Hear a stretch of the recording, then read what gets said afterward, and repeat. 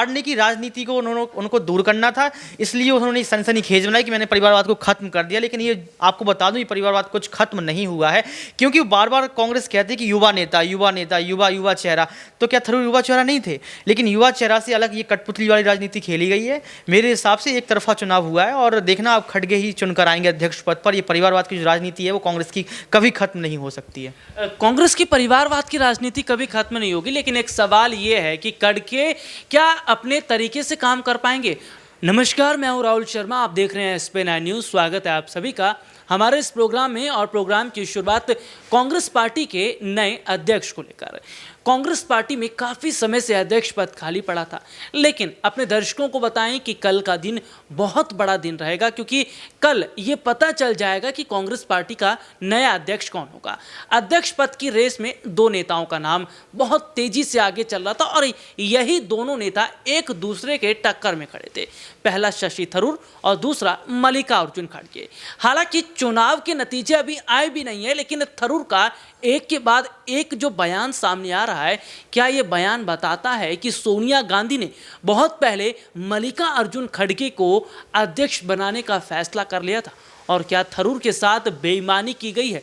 और सवाल ये भी रहेगा कि क्या कांग्रेस पार्टी में वाकई एक बार फिर परिवारवाद हम देख रहे हैं? क्योंकि देखिए, अगर बात करें तो कान को आप चाहे सीधे तरीके से पकड़े या फिर घुमा कर पकड़े, कान तो आप पकड़ ही रहे हैं, डायरेक्ट तरीके से नहीं, इनडायरेक्ट तरीके से। गांधी परिवार का पार्टी में योगदान तो रहेगा। ये मुद्दे हमारे हैं, और इन्हीं मुद्दों पर हमारे साथ चर्चा करने के लिए मौजूद है हमारे सहयोगी ऋतिक।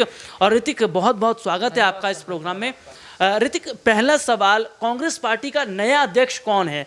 शशि थरूर तो ये कह रहे हैं कि मैं अपनी जीत को लेकर आश्वस्त हूँ, जीत तो मेरी तय है। लेकिन खड़गे जो है वो कह रहे हैं कि ये चुनाव फ्रेंडली चुनाव है, अभी हम हार जीत को लेकर बात नहीं कर सकते। कि थरूर तो थोड़ा एक्साइटमेंट में है इसलिए बात कर रहे हैं। क्या उन्हें पहले से पता है कि भाई खड़गे को पहले से पता है कि वही अध्यक्ष बन रहे हैं, या थरूर कहीं ना कहीं अपनी हार को छुपा रहे हैं? पहले तो आप ये जान लीजिए कि थरूर जो है वो पक्षपात की कल बात कर रहे थे। उन्होंने कहा कि मेरे साथ पक्षपात हुआ है।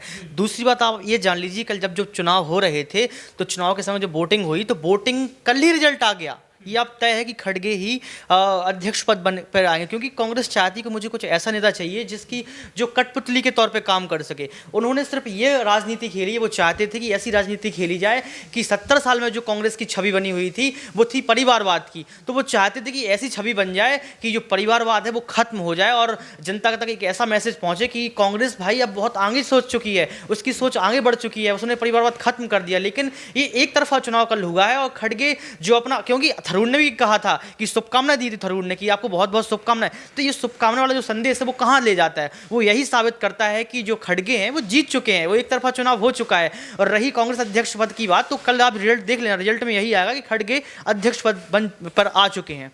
ऋतिक, सवाल एक ये है कि एक तरफ तो कांग्रेस पार्टी ये कह रही कि हमने तो परिवारवाद खत्म कर दिया, अब हमारे यहाँ परिवारवाद नहीं है।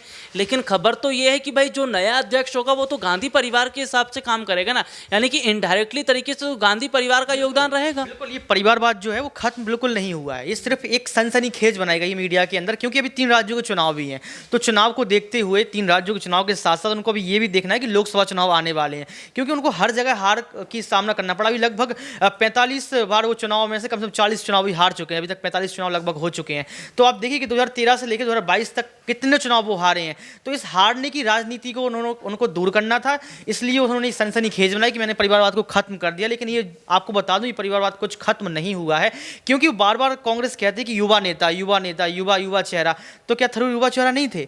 लेकिन युवा चेहरा से अलग ये कठपुतली वाली राजनीति खेली गई है। मेरे हिसाब से एक तरफा चुनाव हुआ है, और देखना आप खड़गे ही चुनकर आएंगे अध्यक्ष पद पर। ये परिवारवाद की जो राजनीति है वो कांग्रेस की कभी खत्म नहीं हो सकती है। कांग्रेस की परिवारवाद की राजनीति कभी खत्म नहीं होगी, लेकिन एक सवाल ये है कि खड़गे क्या अपने तरीके से काम कर पाएंगे, लोकतांत्रिक तरीके से काम कर पाएंगे, या फिर गांधी परिवार की कठपुतली बनकर रह जाएंगे?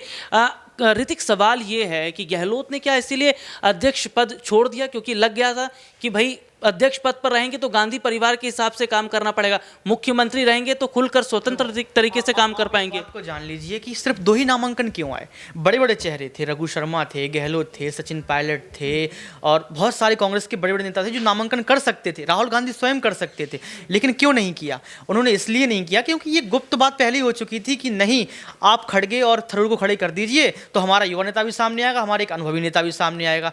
तो ये राजनीति जो खेली गई है वो साफ तौर पर यही खेली गई है कि कठपुतली के तौर पर अगर खड़गे रहेंगे तो जो राजनीति पिछले 70 सालों से चली आई है वो बरकरार रहेगी। अगर थरूर चुनकर आते तो एक युवा सोच सामने आती और जो कांग्रेस का एक नया दौर शुरू होता। तो मुझे लगता है कि जो दावेदारी पेश कर रहे हैं वो राजनीति है, दावेदारी दोनों अपने तौर पर पेश करेंगे, लेकिन ये साफ हो चुका है बिल्कुल कि खड़गे को कठपुतली के तौर पर यूज किया जाएगा और जो राजनीति करती चली आई है कांग्रेस वही राजनीति फिलहाल रहेगी। कुछ चेंज देखने को नहीं मिल सकता है।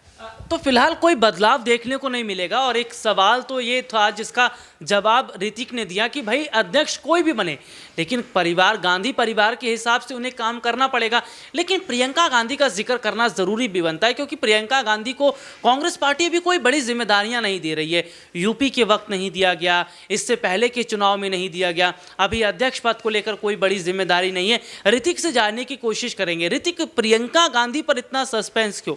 कहीं ऐसा तो नहीं है कि लोकसभा चुनाव के लिए उनको लेकर तैयारी की जा रही है कि पीएम मोदी को टक्कर दे सके? आपने बड़ा दिलचस्प सवाल पूछा। आप पहले ये जान लीजिए कि जो प्रियंका गांधी आप नाम ले रहे हैं, प्रियंका गांधी हिमाचल में, प्रियंका गांधी हिमाचल में भी परिवारवाद की राजनीति खेली। उन्होंने इंदिरा गांधी का नाम लिया। उन्होंने कहा कि इंदिरा गांधी जो है हमारी पीएम जो रही हैं, उनका एक दिली इच्छा थी कि उनकी जो अस्थियां हैं वो हिमाचल प्रदेश में बहाई जाए। उनका एक खास तौर पर रिश्ता रहा है हिमाचल से। तो आप देखिए कि उन्होंने एक बार भी जिक्र नहीं किया अध्यक्ष पद को लेके कि हमारा एक नया दौर शुरू होने वाला है, हम पे बार बार दाग लगते आए हैं परिवारवाद के। तो उन्होंने कुछ भी, किसी भी चीज का उन्होंने जिक्र नहीं किया। उन्होंने जिक्र किसका किया? इंदिरा गांधी का। उन्होंने जिक्र किसका किया? अपनी विशुद्ध राजनीति का। तो ये राजनीति का दौर है। प्रियंका गांधी बार बार अपनी परिवारवाद की राजनीति दिखा रही हैं। उन्होंने एक बार भी जिक्र नहीं किया कि हमारा जो नहीं, वो बोल ही सकती थी कि चुनाव के दौरान, रैली के दौरान, कि आप देखिए कि हम लोगों ने अध्यक्ष पद का। अच्छा, आप ये सोचिए कि चुनाव, जो राज्य के चुनाव होने वाले हैं, विधानसभा चुनाव, उसके पहले ये चुनाव क्यों करवाया गया? ये चुनाव इसलिए करवाया गया कि एक सनसनीखेज बन जाए, मीडिया में ये फैल जाए कि जो परिवारवाद की राजनीति है वो कांग्रेस खत्म कर चुकी है और एक नए नए चेहरे वो सामने आ रहे हैं। बस ये मैं कहना चाहूँगा इसमें विशेष तौर पर। तो ये देखा जा रहा है कि अगर 2024 में कांग्रेस प्रियंका गांधी को प्रधानमंत्री के तौर पर खड़ा करती है तो क्या कांग्रेस पार्टी की जीत होती नजर आएगी। लेकिन सबसे बड़ी बात यह है कि कांग्रेस पार्टी आज बदलाव कर रही है। इसी बदलाव की बात तो आज से 3 साल पहले, 4 साल पहले कांग्रेस पार्टी के नेता कर रहे थे, गुलाम नबी आज़ाद कर रहे थे, शशि थरूर जैसे नेता कर रहे थे। आज के लिए इतना ही। आपसे फिर दोबारा मुलाकात होगी, तब तक के लिए इजाज़त दीजिए। नमस्कार।